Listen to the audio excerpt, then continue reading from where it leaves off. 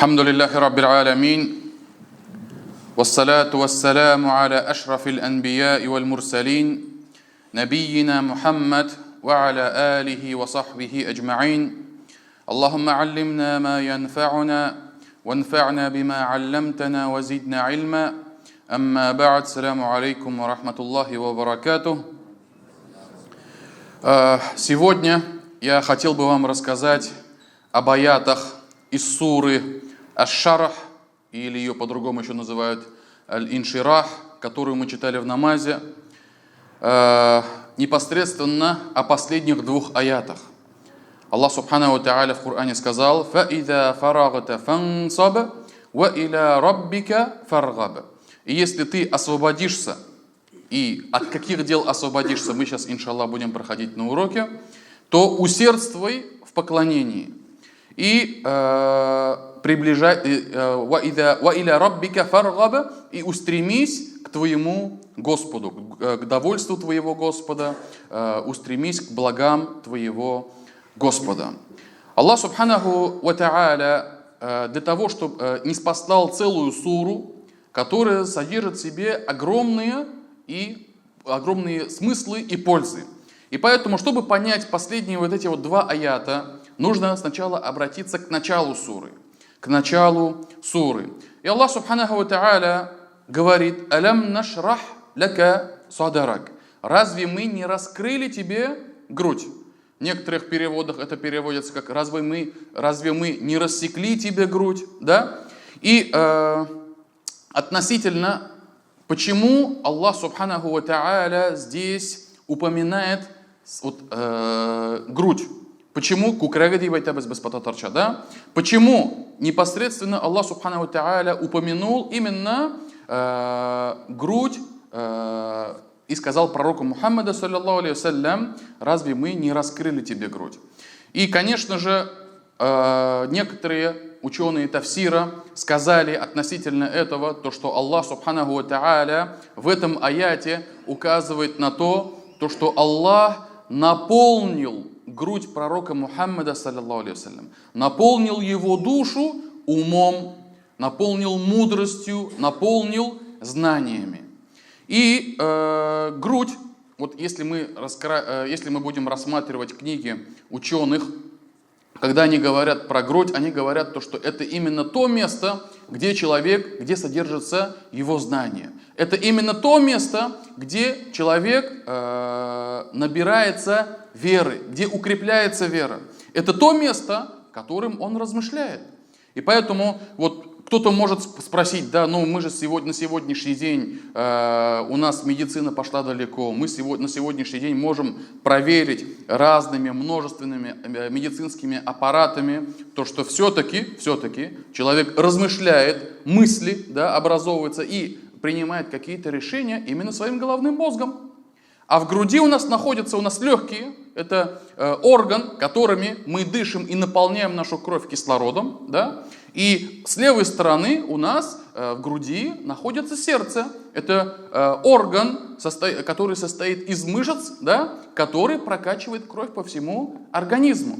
Так где же здесь мы размышляем, где же мы ее наполняем мудростью, где же мы получаем знания?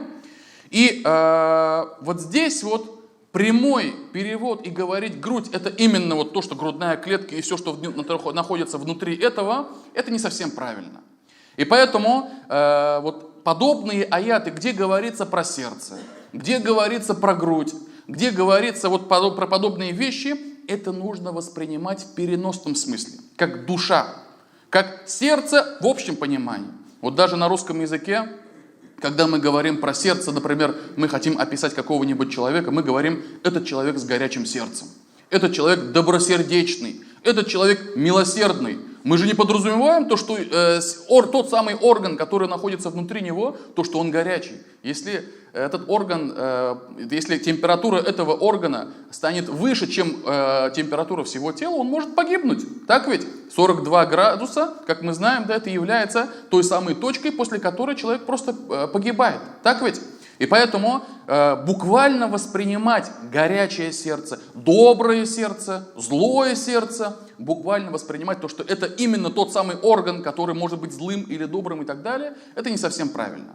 И поэтому, когда мы говорим про душу, когда мы говорим про грудь, да, про широту, да, здесь нужно подразумевать душу, да, широта души человека, широта его добросердечность, его порядочность.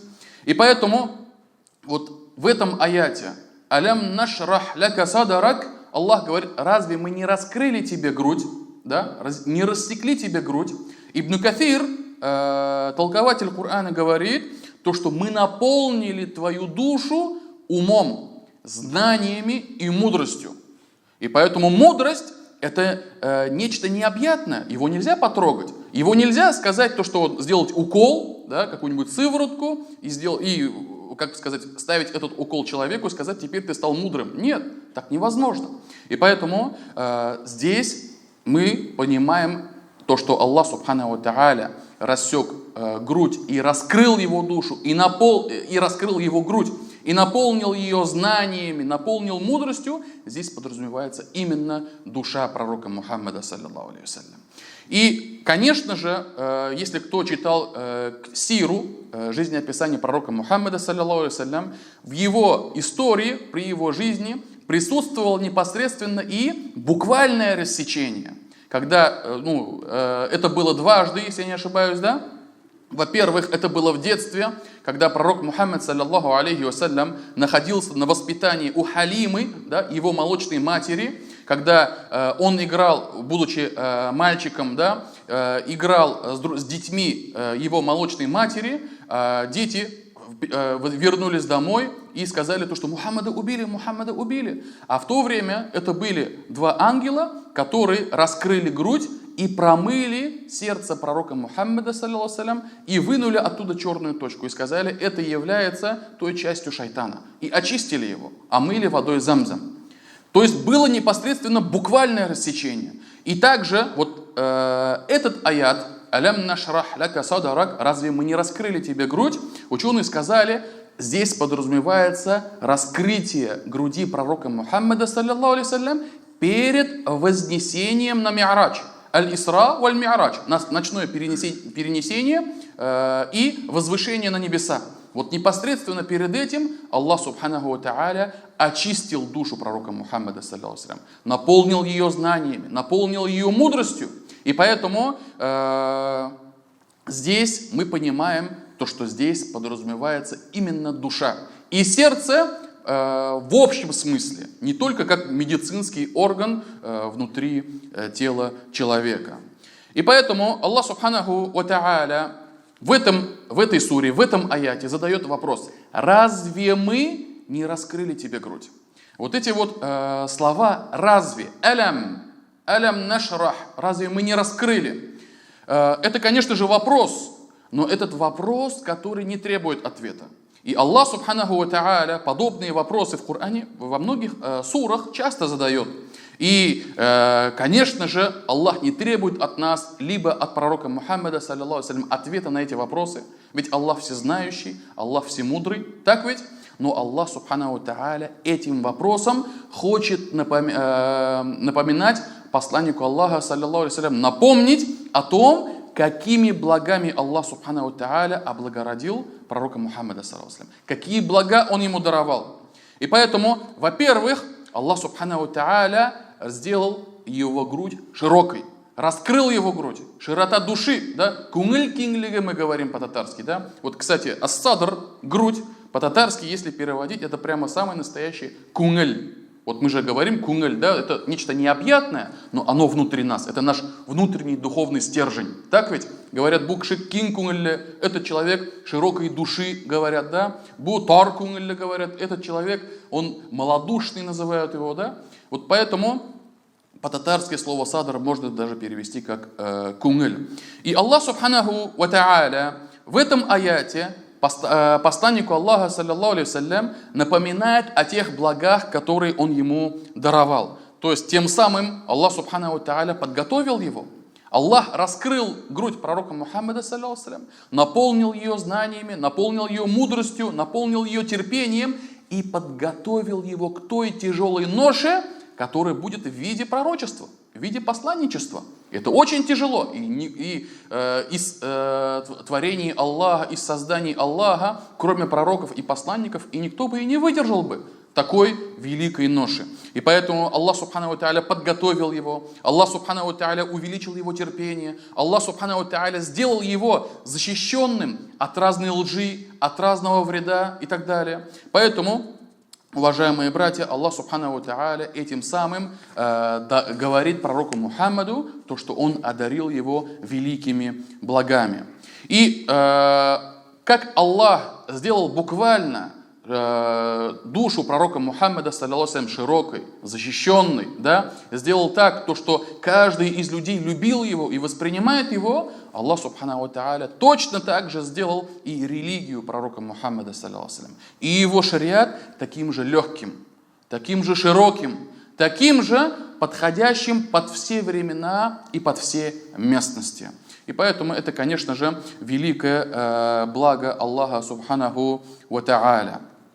И смотрите, Аллах Субханаху ва Тааля дальше продолжает. «Алям нашрах лака садрак, ва вада'на анка визрак». И мы сняли с тебя твою ношу. И здесь подразумевается под словом ноша, это грехи. Это грехи. И кстати, красота Корана проявляется даже в таких вещах, как вот точно подобранное слово «визр».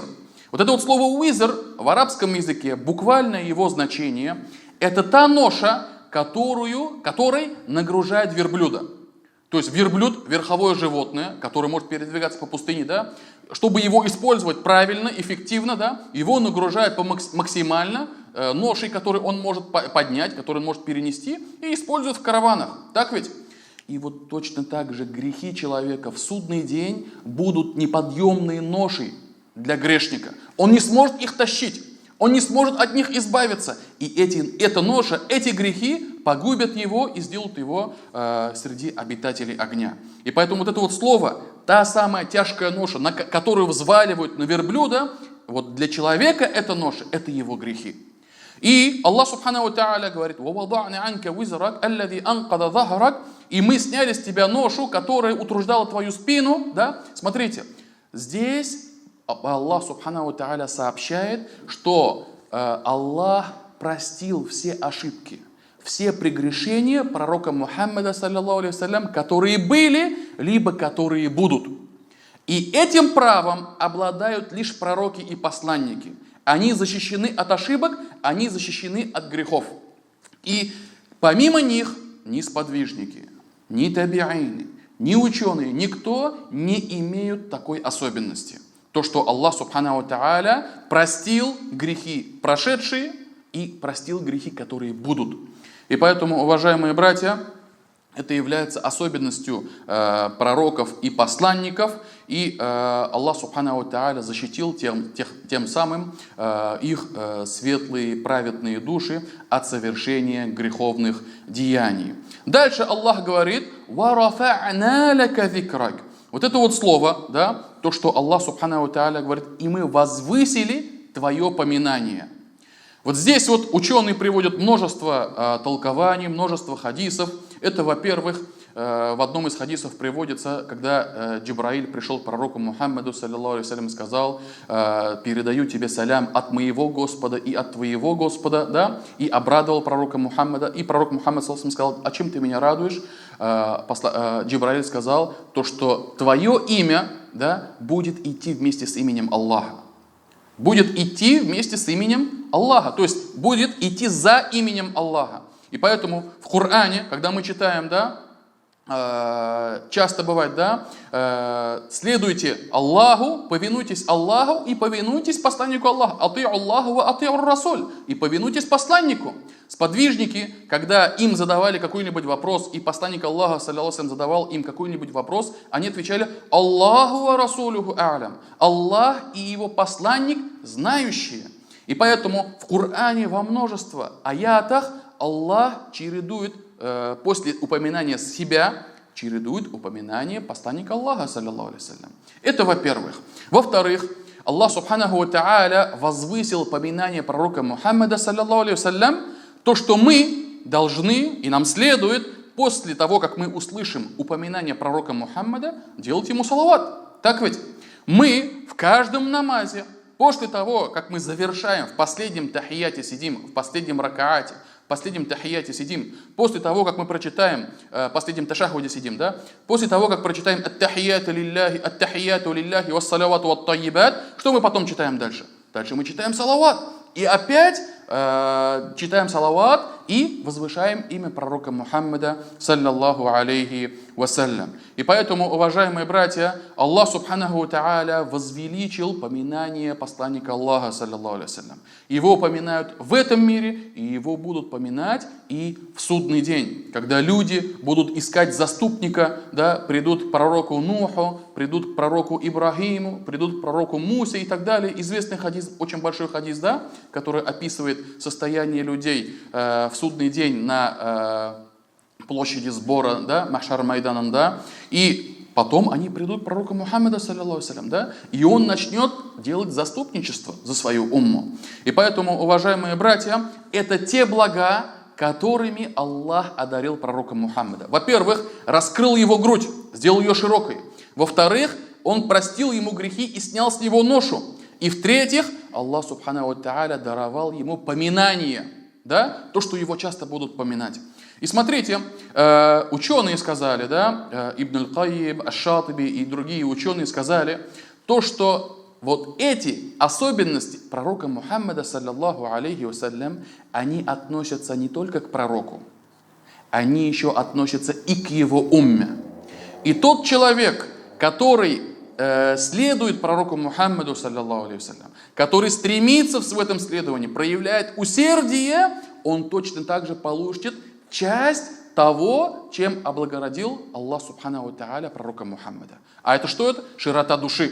Да? Это что у нас? Это прощение грехов, очищение от грехов. Да? И что это у нас? Это то, чтобы поминание, да, возвеличивание этого человека. И, конечно, это же не то возвеличивание, о котором грезит недалекий человек, об известности, там, чтобы там входил в топ какой-нибудь, да, там, в перечень, там, в список там, и так далее. Любил, там, чтобы его о нем вспоминали, любил, там, допустим, чтобы его постоянно говорили, о нем что-нибудь рассказывали. Да? Это не тот человек. Однако Аллах субханаху тааля возвышает поминание тех людей, которые мы к этому не стремились, но из-за своей праведности, из-за своей благородности, из-за своего великого нрава они заслужили то, что люди знают о нем. Люди поминают этого человека. И даже после его смерти вспоминают о нем только лишь благое. И вот в качестве примера хочу сказать, вот, по предопределению Аллаха субханаху ва тааля, вот в феврале случилась такая вот трагедия, да, Абдуль-Карим Хазрат, может, многие его вы знаете, да, погиб в ДТП. И дальше на его похороны собрались около 2000 человек. Но чем были примечательны эти похороны?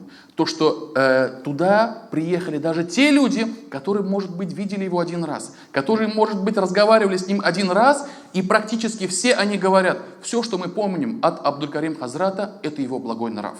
Когда он разговаривает, когда он обнимается, когда он что-то говорит, да, все говорят как один, то, что его нрав был самым примерным, его нрав самым был хорошим, он всегда улыбался. И даже когда кто-то с ним ссорился, злился, что-то накричал на него, да, он улыбкой отвечал.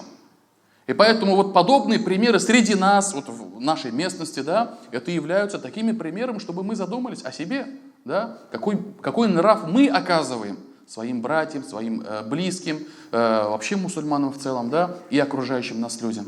И поэтому вот такие вот примеры являются примерами для того, что Аллах делает упоминание этих праведных людей. Также есть множество ученых, которые, наоборот, отдалялись от известности, но Аллах субханаху ва тааля, несмотря на то, что они не хотели становиться известными, не хотели, чтобы о них упоминали, не хотели, чтобы о них говорили, Аллах субханаху ва тааля все равно возвышает их, и то есть их имя на слуху. И поэтому, уважаемые братья, как сказали ученые, то, что последователи за пророком Мухаммадом, саллаллаху алейхи вассалям, также получают часть тех благ, о которых упомянуто в суре Аш-Шарх. И как сказали ученые, вот эти вот три вещи, широта души, да, восприятие, радушие, защищенность от грехов, да, когда человек не совершает грехи, когда отдаляется от грехов, и когда его поминают самым благим образом, да, они друг от друга зависящие вещи. То есть не может быть просто две без одной, не может быть одна без этих двух. Если где появляется одна, там появляется и другое. Если где появляется два этих пункта, да, то появляется и третье.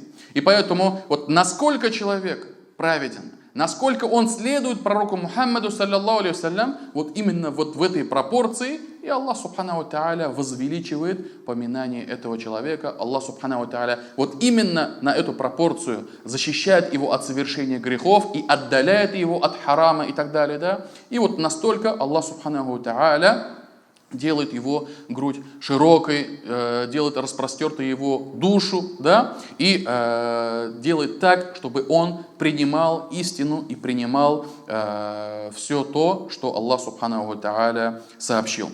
И поэтому, уважаемые братья, когда мы говорим о возвышении поминания, да, то есть возвысился, да, это, если, как сказать, говорить о другой стороне, на 180 градусов, о противоположности, да? Аллах субханаху тааля в суре Шамс сказал про тех, которые очистили душу и которые загрязнили душу. Преуспел тот человек, который очистил свою душу, и потерпел крах тот человек, который заморал свою душу, который сделал ее грязной и который унизил свою душу. И поэтому, уважаемые братья, возвышение – это не только буквально, да, чтобы его все знали. Нет, возвышение перед Аллахом. Да? Возвышение перед обитателями небес. Да? Как в хадисе сказано, когда душа выйдет из тела, если это будет праведник, да, она возвысится на небеса, и тогда с небес скажут, это сын такого-то, он праведный и так далее, и будут хвалить его. Да? Это в хадисах все упоминается. И поэтому возвышение, поминание – это не только то, чтобы все о нем говорили и чтобы это была известность. Это также возвышение перед Аллахом и перед обитателями небес. И как сказал Аллах субханаху тааля, тот, который унизил свою душу, сделал ее низкой, сделал ее грязной, да, он потерпел крах. И поэтому пусть Аллах субханаху тааля защитит нас от унижения нашей души. Ученые говорят, хорошо, Аллах субханаху ва тааля сказал, то, что тот человек, который потерпел крах, он унизил свою душу. Да? А что же делать, чтобы возвысить ее? Что же делать, чтобы ее сделать? Что же сделать такого, чтобы наша душа была возвышенной и чтобы Аллах субханаху ва тааля был доволен нами? Сура Тин, которая следует за сурой Аш-Шарх, Аллах субханаху ва тааля говорит: «Лакад халакнал инсана фи ахсани таквим». И мы создали человека самым наилучшим образом, самым наилучшим строением. А затем мы ввергнули его в самые низшие из низких мест. То есть Аллах субханаху ва тааля говорит, то, что его создание, люди, они будут в огне. Они будут в самом низшем месте из низких мест. «Илля алладзина аману ва амилу ссалихати фалахум аджрун гайру мамнун». И тут Аллах субханаху ва тааля делает исключение и говорит, а кто же спасется? А кто же получит возвышение? Кто же будет в раю? Аллах субханаху ва тааля сказал, кроме тех, которые уверовали и которые совершали праведные деяния, им уготована неиссякаемая награда. И поэтому, уважаемые братья, без имана нет возвышения. Настоящего, истинного возвышения. Не того миража, не того лживого возвышения, да, временного, ограниченного возвышения, а истинного, настоящего возвышения нету без имана. Да? Также праведные деяния – это то, что будет помогать человеку возвышаться перед Аллахом субханаху ва тааля. И вот если посмотреть на сегодняшний, то есть на сегодняшний день на людей, да, вот когда все мы на этой планете, да, Все мы рождаемся, вырастаем, проводим детство, становимся юношами, потом переходим в средний возраст там, и так далее, живем. Да? Каждый из людей ищет какое-то счастье. Каждый человек ищет успокоение. Каждый человек ищет широту души. Потому что широта души — это и есть успокоение. Успокоение. Куңыл тынычлыгы, да, говорим по-татарски, да? Вот это вот успокоение. И кто-то находит это в грехах, да? И, допустим, тот, который употребляет спиртное, да, он первый раз это делает для наслаждения, для какого-то вкуса. Второй раз, третий раз, четвертый, 100-й раз, 200-й раз, 1000-й раз это уже превращается в зависимость. Да? Все, наслаждения никакого, все. У него уже алкоголизм, у него появляются проблемы, семья рушится и так далее. То есть то, что он вначале хотел, оно быстро закончилось. Тот человек, допустим, который пристрастился к каким-либо, допустим, там, разным там этим, да, наркоманским там этим смесям, допустим, да, к разным там этим, то этот человек точно так же. Он вначале, когда использует вот эти вот героин и ему подобные вещества, да, он сначала чувствует какое-то наслаждение, какой-то рахатлик, да, но в итоге это все очень быстро улетучивается, и в итоге остается зависимость, и очень тяжкая зависимость. И любой грех, который бы мы не посмотрели, он сначала сладкий, но в итоге он потом становится очень тяжким, очень мерзким и той вещью, которая тянет человека вниз. И даже тот человек, допустим, который совершает зина, прелюбодеяние, да, долгое время он может там совершать зина с этой женщиной, с другой, с третьей, четвертой, пятой, десятой, но в итоге что получается? В итоге эти люди, которые как такие вот эти вот ловеласы, да, в итоге они в большом возрасте оказываются одни, нет никого рядом, как говорится, в старости некому подать стакан воды, как они говорят, да. То есть в итоге они все равно приходят к разочарованию. И даже если они в этом мире не придут к разочарованию, их еще ждет разочарование в судный день, после смерти. Даже если в этом мире все хорошо завершилось, да, это не говорит о том, что из-за совершения грехов в судный день ему и будет легко. Нет, конечно же. И поэтому, уважаемые братья, вот все мы ищем счастье, все мы ищем успокоение, все мы ищем широту души, но тот человек, который будет искать без имана, который будет искать вне имана, который будет искать посредством совершения грехов, он ни к чему не придет. Он ни к чему не придет, и в итоге, как бы ему хорошо не было, настанет тот момент, когда ему станет тяжко, когда он разочаруется, когда он будет винить кого-то там, окружающих, самого себя там, или еще что-нибудь, да, но в итоге это все уйдет и это все пройдет. И истинное счастье, истинное успокоение останется лишь у того человека, лишь тогда, который уверовал в Аллаха, который совершает праведные дела и который стремится к довольству Аллаха Субханаху ва Тааля. И поэтому, уважаемые братья, вот этими тремя вещами мы можем получить спокойствие, мы можем получить счастье, да? Когда Аллах Субханаху ва Тааля, если отгородит нас от грехов, если Аллах Субханаху ва Тааля сделает нашу душу широкой и сделает ее восприимчивой к благу, и сделает ее восприимчивой к истине, сделает ее восприимчивой к тем основам религии, да, то в этом случае, иншаллах, этот человек будет защищен и истинно будет счастлив и в этом мире, и в судный день. И, конечно же, Аллах Субханаху ва Тааля следующими аятами, где Аллах говорит: «Фаинна ма'аль усри юсра», после каждой тяжести приходит облегчение, этим самым дает нам понять, то, что в этом мире, даже у верующего человека, если что-то либо и случается из тяжких каких-либо вещей, да, если случаются какие-нибудь тягости, трудности, невзгоды, то каждый из верующих должен знать, что придет время, придет момент, то, что за ним последует облегчение. И в этом мире облегчение. Не в судный день, да, и в судный день будет, иншаллах, да, но уже в этом мире последует облегчение. Потому что Аллах Субханаху ва Тааля вот здесь вот, да, то есть это тонкости арабского языка, Аллах Субханаху Тааля упомянул частицу фа. Да? Фа иннама аль усри юсра. То есть сначала Аллах упоминает блага, которые Он даровал пророку Мухаммаду, а затем говорит то, что вот эти блага кому будут и кто будет получать эти блага, он должен знать, что? Он должен знать, что после каждой трудности наступают облегчения. Поистине, после каждой трудности наступают облегчения. И пророк Мухаммад, саллиллаху алейхи вассалям, будучи самым любимым созданием Аллаха, субханаху тааля, и самым лучшим из людей, да, несмотря на это, у него в жизни были тягости. Да? Он сталкивался с трудностями. Он сам похоронил, да, своих 3 сыновей, которые умерли во младенчестве. Да?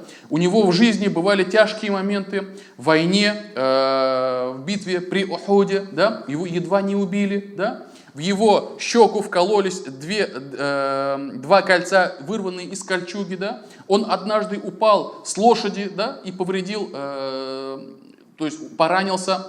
И вот подобные тягости у него было много. Но несмотря на это, Аллах Субханаху Тааля, что сказал пророку Мухаммаду, саллаллаху алейхи ва саллям? После каждой тяжести наступает облегчение.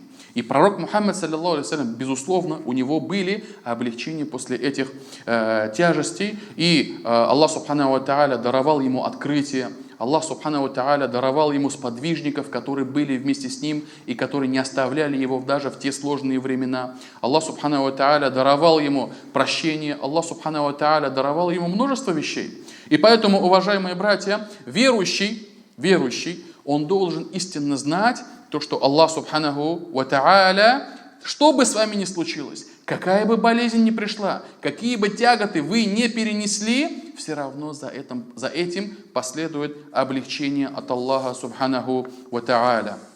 И поэтому Аллах в Коране приводит дуа пророка Закарии, который сказал, когда обращался к Аллаху, сказал: «Валям акун бидуаика рабби шакия». И я, когда молился тебе, о мой Господь, да, я не был никогда несчастливым. Я не был несчастливым, когда обращался к тебе через дуа. И вот это вот является указанием от пророка Закарии в том, то, что является назиданием для всех нас, что бы с нами ни происходило, мы должны обращаться к Аллаху, делать дуа. И поэтому та причина, которая и приводит облегчение после затруднения, да, это и есть обращение к Аллаху Субханаху ва Тааля. И, конечно же, верующий должен делать дуа, обращаться к Аллаху Субханаху ва Тааля, и должен для этого подбирать самые мягкие и самые красивые и самые благородные слова по отношению к Аллаху Субханаху ва Тааля. Потому что Закария, который делает дуа, что он добавляет в конце? «Валям акун бидуаика». О мой Господь, о Аллах! Когда я делал дуа, я никогда не был несчастливым. Ты всегда мне даровал то, что я прошу. Ты всегда защищал меня от бед и невзгод. О Аллах, и прими и эту мою дуа, и эту мою мольбу, и это мое обращение. Понимаете? И поэтому из адабов дуа, из благого нрава, когда мы обращаемся к Аллаху Субханаху ва Тааля, чтобы мы это делали мягко, чтобы мы обращались к Аллаху с надеждой, что Аллах ответит. Понимаете? И поэтому жесткость, твердость, да, грубость – это не для дуа. И в дуа этого делать не стоит. И поэтому, когда мы обращаемся к Аллаху, мы должны быть мягкими и просить у Аллаха Субханаху ва Тааля Его благ. Дальше, относительно этих 2 аятов, Аллах повторил 2 аята и сказал: «Фа инна ма'аль усри юсра, инна ма'аль усри юсра». То есть Аллах Субханаху ва Тааля говорит: поистине, после каждой трудности наступает облегчение, после каждой трудности наступает облегчение. И тут опять тонкости арабского языка, то, что ученые сказали, то, что Аллах Субханаху ва Тааля в этих 2 аятах повторил одно и то же 2 раза. Лишь в первом аяте дополнительно есть буква «фа», во втором аяте нету дополнительной буквы «фа». И смотрите, Коран – величественная книга. Коран – книга знамений. Любая буква, любое слово, которое пришло в Коране, оно обладает дополнительным смыслом. оно обладает знанием, мудростью от Аллаха Субхану ва Тааля. Просто так, ну, как говорят же в книгах, допустим, да, эта книга плохая. Почему? Там много воды, говорят, да. То есть, по сути, мало написано, да, но для того, чтобы увеличить объем книги, иногда авторы, люди, добавляют туда столько всякой как бы ерунды, да, вокруг да около ходят, да, для того, чтобы книга выглядела большой, больше продавалась и так далее, да. То есть, это у людей такое случается, то, что просто так, не просто одну букву или одно слово, даже страницы, десятки страниц добавляют для того, чтобы увеличить объем. Однако Коран – это книга божественная. Это книга Аллаха Субханаху ва Тааля. Ее не писал ни пророк Мухаммад, ее не писал никакой из людей. Так ведь? И поэтому эта книга, книга от Аллаха. И любая буква, любое слово, которое приходит в Коране, оно обладает дополнительным смыслом. Просто так Аллах Субхану ва Тааля ничего не добавляет и ничего не повторяет. Итак, тонкости арабского языка. Ученые сказали, «Фа-инна ма'аль усри юсра, инна ма'аль усри юсра». Особенности определенных слов, неопределенных слов я сейчас уже это рассказывать не стану, потому что это правило арабского языка. Но ученые сказали, вот здесь вот Аллах повторяет в определенном виде слово тягость. Аль-уср. В 2 аятах повторяет в определенном смысле слово тягость. Однако слово облегчение Аллах упомянул без аль-та'рифа, в неопределенном значении. И ученые сказали, по правилам арабского языка, если подряд повторяются 2 слова, которые в определенном значении, значит речь идет об одном и том же. Но если в 2 предложениях, которые следуют друг за другом, повторяется слово в неопределенном значении, а тут как раз это облегчение, то значит первое облегчение и второе облегчение – это разные вещи. Получается не одно и то же. Это 2 разных облегчения. Таким образом, какой вывод? Вывод такой, то что Аллах Субханаху ва Тааля в этих 2 аятах дает нам понять, то что после каждой трудности, после каждого затруднения следует сколько? 2 облегчения. Не просто одно, а 2 облегчения, 2 разных облегчения. И поэтому, уважаемые братья, это является радостной вестью для всех нас. Что бы с нами ни происходило, какие бы тягости у нас не были, болезнь там и так далее, да, какие-то проблемы, материальные проблемы, семейные проблемы, проблемы с детьми там и так далее, это все проходящее. Если ты будешь веровать в Аллаха Субхану ва Тааля, если ты будешь совершать праведные дела, если ты будешь смиренным перед Аллахом Субхану ва Тааля, это тебе заменится чем? Это тебе заменится 2 облегчениями.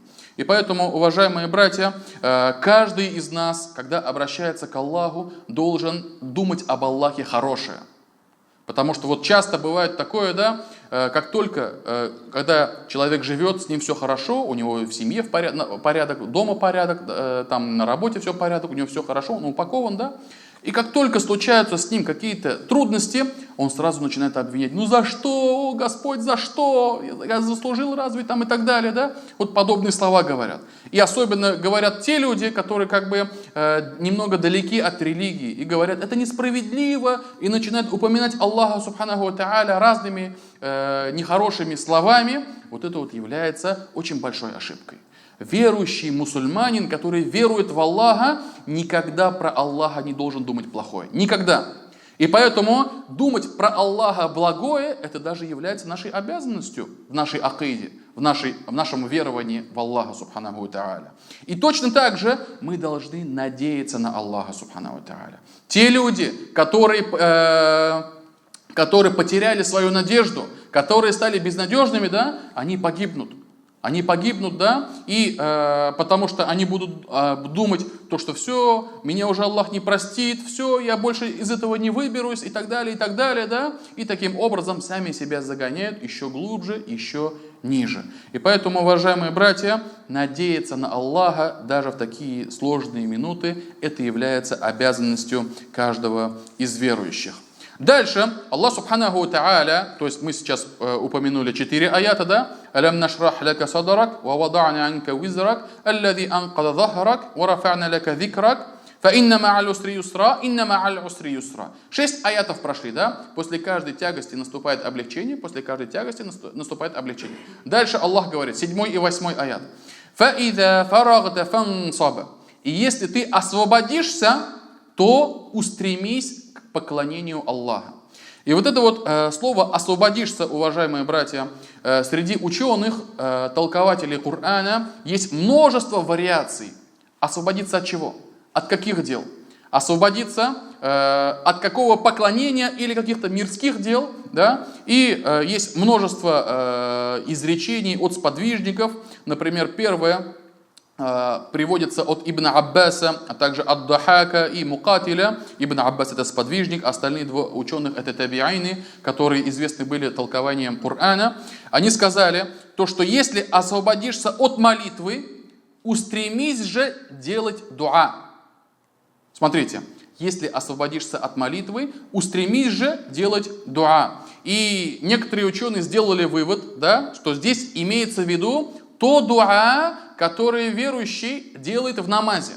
Когда мы в намазе, в последнем ракаате, когда мы сидим в ташахуде, да, мы читаем ат-тахият, мы читаем салават, и после салавата дуа. Так ведь? Либо «Раббана атина фид дунья хасана», либо «Раббана инна на'удhu бика мин азабил кабри, ва мин азаби джаханнама, ва мин фитнатил махья валь мамати, ва мин шарри фитнатил масиха ад-даджаль». Вот подобные дуа. То есть, обращайтесь к Аллаху вот в этом месте. Некоторые ученые сделали такой вывод. Другие же ученые сказали, если освободишься от совершения фарзов, устремись совершать нафли. Фарз — это обязательное предписанное, нафли — это добровольное. И здесь подразумевается устремись совершать нафли, то есть ночные молитвы. Ночные молитвы тахаджуд, когда человек, никого нет рядом, даже жена спит там или дети спят, никто об этом не знает, встает, берет тахарат и читает ночную молитву 2 раката, 4 раката, 6 ракатов, да, в последнюю треть ночи, ну, самое предпочтительное время. И есть и такой вот смысл этих слов. Также некоторые ученые сказали, если освободишься от мирских дел, устремись к делам религиозным. Устремись к делам Аллаха. Устремись к делам, которые приближают тебя к Аллаху Субханаху ва Тааля. И вот это вот третье мнение, Ибн Кафир, а также иные ученые сказали, то, что это самое подходящее и самое предпочтительное мнение. То есть, если ты закончишь со своими мирскими делами, то давай, будь добр, совершай поклонение, совершай гибадат, да? И вот даже если рассматривать вот наше время и вообще вот, человечество, да, живет таким образом, то что днем люди, особенно мужчины, они работают, они зарабатывают, они ищут пропитание себе, своей семье, занимаются каким-либо делом, а вечером и ночью все спят. Так ведь? Вечером и ночь – это время для сна, ну, для нормальных, обычных людей. Я понимаю, то, что есть люди, у которых все наоборот, которые днем спят, а ночью бредят, да, и грезят, ходят. Вот. И поэтому в основном, да, люди ночью спят. И поэтому вот здесь вот эти ученые сказали, то, что если ты завершил с мирскими делами, то вечером или же ночью совершай то, что Аллах Субханаху ва Тааля тебе предписал. И поэтому в суре Муззаммиль Аллах Субханаху ва Тааля пророку Мухаммаду саллаллаху алейхи вассалям говорит: «Я айюхаль муззаммиль, кумил лейля илля калиля, нисфаху, инна нашиата лейли хия ашадду ватау ва аква мукиля». Аллах Субханаху ва Тааля предписывает пророку Мухаммаду саллаллаху алейхи вассалям: выстаивай большую часть ночи, кроме как лишь малую часть оставляй без выстаивания, то есть спи. Да? И Аллах Субханаху ва Тааля в суре Муззаммиль, укрывшийся, призывает пророка Мухаммада саллаллаху алейхи вассалям, чтобы он совершал ночную молитву, чтобы он совершал тахаджуд. Да? И что же Аллах говорит в 6 аяте? «Инна нашиата лейли хия ашадду ватаа». И вот то ночное время, в которое ты совершаешь молитву, оно является самым сложным, самым тяжким, ва аква мукиля, и самым легким для поминания Корана, для запоминания Корана. И поэтому Аллах Субханаху ва Тааля называет здесь, в этом аяте, ночную молитву тяжелой. Она действительно тяжела, так ведь? Потому что ночью проснуться, пойти взять тахарат и прочитать 2 ракаата намаза, например, тахаджуд намаза, да, это, то есть человек должен обладать иманом, человек должен обладать старанием, да, то есть он должен к этому приложить усилия. И поэтому, когда мы говорим, читаем Коран, аяты Аллаха Субханаху ва Тааля, «Фаида фарагта фансаб», и если ты освободишься от мирских дел, фансаба, вот это вот слово, да, оно с арабского языка переводится как «прояви усердие», «утруждайся», да, «примени все свои силы для чего? Для того, чтобы совершить гайбадат».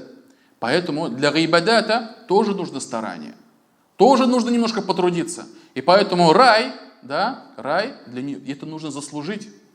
Чтобы попасть в рай, нужно постараться. Просто так сидеть, да, и войти в рай, нет, так не пойдет. Это нужно заслужить.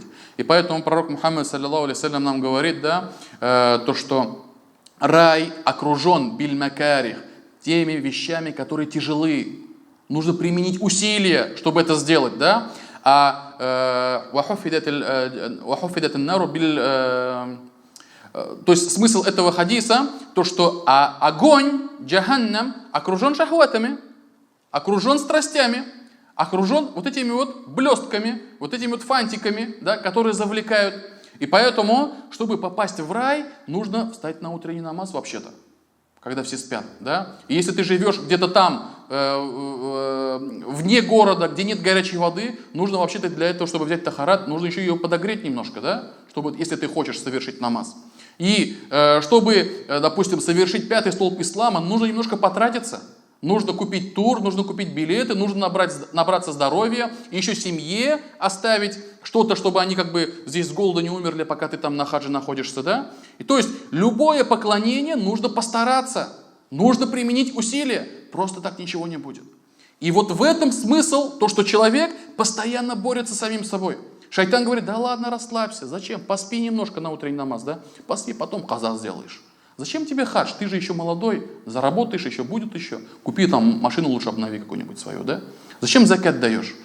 Зачем кому-то, какому-то там ты кровью, потом потел, зарабатывал, старался, да? И сейчас какому-то там Ибрагиму отдаешь свои там 5000 рублей, 10 тысяч рублей. Лучше отдай вон своей сестренке, своему братишке отдай, или еще кому-нибудь отдай. Или на своих детей потрать, да? Шайтан, он каждый раз будет так приходить. И если человек не будет переступать через это и, как говорится, выходить из зоны комфорта, да, то не получится. И поэтому вот это вот слово «фансабе» с арабского языка переводится как «утруждайся», «примени труд», да? «Примени какие-то усилия, чтобы совершить гайбадат». И значит, третий смысл, вот третье мнение, как сказал Ибн Кафир, оно более предпочтительное, то, что после того, как завершишь свои мирские дела, устремись и утруждайся в совершении дел ахирата. Дел ахирата, потому что дунья нашляден, дунью сделал, да, что-то себе заработал, теперь будь добр, давай поработай и для своего ахирата. Также существует мнение, где некоторые из ученых сказали, Али ибн Абу Тальха сказал, то, что если ты будешь чувствовать здоровье в своем теле, то устремись совершать гайбадат. То есть из этого аята этот ученый сказал, то, что если ты будешь чувствовать здоровье, да, в своем теле, силу, то устремись совершать гайбадат, потому что когда человек заболевает, когда человек болеет, да, он становится бессильным, слабым от совершения многих дел, которые он совершал до того, как он был здоровым. Также есть один вот момент, да, относительно вот это вот мнение, то, что если закончишь с мирскими делами, устремись совершать дела ахирата. Вот это вот, смотрите, братья, да, сахабы, табиины и вообще мусульмане, ранние мусульмане, которые жили в ранние века, да, они из этих аятов понимали, что тот человек, который занимается мирским, а потом делами ахирата, у него нету времени для безделья. То есть он либо зарабатывает что-то для кормления себя, своей семьи там, и так далее, да? Либо он зарабатывает что-то для своего ахирата, совершает гибадат, получает знания, дает садака, держит ураза и так далее, и так далее. То есть нету вот этого промежуточного состояния, когда он просто подвешен и ничем не занимается, слоняется просто так и ходит, да? И поэтому Умар ибн аль-Хаттаб говорил, да, следующие слова. «Я не желаю никому из вас», обращаясь к умме, да, обращаясь к людям, говорил, «я не желаю никому из вас безделья». То есть он боялся этого, он сторонился этого и призывал, чтобы и остальные тоже отдалялись от безделья. И поэтому, уважаемые братья, пророк Мухаммад, саллиллаху алейхи вассалям, сказал, то, что две милости, в которых многие мусульмане не знают цену этой милости, да, это его здоровье и свободное время. Много людей не ценят эту милость. Много людей не забывают об этом, да, и просто так спускают вот эти вот две вещи. Свое здоровье и свое свободное время. Как только он заболевает, как только он становится больным, он тут же вспоминает, вот вчера же еще ничего этого не чувствовал. Этих болей не было, ничего не было, все нормально, все хорошо было. А сегодня там, Аллах сохласын, там, с гипсом, с бинтом там, или еще с чем-нибудь, да. И когда наступает так, то, что у него дел становится по горло, и он то есть перестает справляться со всеми делами, он вспоминает, вчера же можно было, зачем я оставил на сегодня, да? В то же время можно было закрыть все эти вопросы, почему я все это накопил, да? И тем самым начинают раскаиваться в этом. И поэтому, уважаемые братья, каждый из нас должен остерегаться безделья и вот это вот незанятостью ничем. То есть ни дунья не занимается, да, в благих целях именно, да, ни ахиратом не занимается, то есть лежит дома, да, плюет в потолок, как говорится, да, и больше ничем не занимается. Вот это вот на самом деле очень пораженческое состояние. И Аллах Субхану ва Тааля вот в этом аяте, основываясь на этом мнении, предпочтительном мнении, да, что либо мирским, а потом устремись к поклонению, либо, да, то есть старайся совершать как можно больше благих дел, но пусть у тебя не будет такого промежуточного пустого состояния. И поэтому, уважаемые братья, люди, которые жили вот в ранние времена, да, в первые 3 века, да, у них не было такого понятия, как безделье. Каждый из них был занят своими делами, каждый из них старался совершить как можно больше благих дел, и тот, который уходил, допустим, в совершение каких-либо мирских, из мирской суеты, он тоже также был занят этим, и не было вот этих вот вещей, которые мы сегодня видим, да, которые мы сегодня видим среди нашего общества. И последним аятом в этой суре служат слова Аллаха Субханаху ва Тааля: «Ва иля раббика фаргаба» – «И устремись к твоему Господу». «И устремись к твоему Господу», то есть Аллах Субханаху ва Тааля призывает пророка Мухаммада, саллиллаху алейхи вассалям, а вместе с ним и всю его умму к тому, чтобы они совершали как можно больше благих дел, которыми доволен Аллах Субханаху ва Тааля, к поклонению. И в конце урока хочу напомнить, что такое поклонение, как мы определяем поклонение, как мы можем распознать поклонение от непоклонения, гайбадата от негайбадата. Ученые сказали, то, что поклонение, гайбадат, это любое слово, либо любое дело, которое может быть скрытым, которое может быть явным, которыми обязательно должен быть доволен Аллах и которое любит Аллах. А как мы узнаем, как Аллах Субханаху ва Тааля любит и довольствуется этим делом? Конечно же, исходя из его слов, из слов пророка Мухаммада, саллиллаху алейхи вассалям, из основ шариата, основ ислама. И поэтому, уважаемые братья, вот этим самым мерилом мы можем определять, что есть гайбадат, а что не является гайбадатом. И вот когда мы будем совершать гайбадат искренне ради Аллаха, то мы будем устремляться к Аллаху Субханаху ва Тааля, как и приказывает нам Аллах Субханаху ва Тааля. И поэтому прошу у Аллаха, чтобы Аллах Субханаху ва Тааля даровал нам свои блага чтобы Аллах Субханаху Тааля сделал нас устремленными к Аллаху Субханаху Тааля, чтобы сделал нас старательными при совершении поклонения, да, и чтобы Аллах Субханаху Тааля защитил нас от козней шайтана. سبحانك اللهم وبحمدك أشهد أن لا إله إلا أنت أستغفرك وأتوب إليك. جزاكم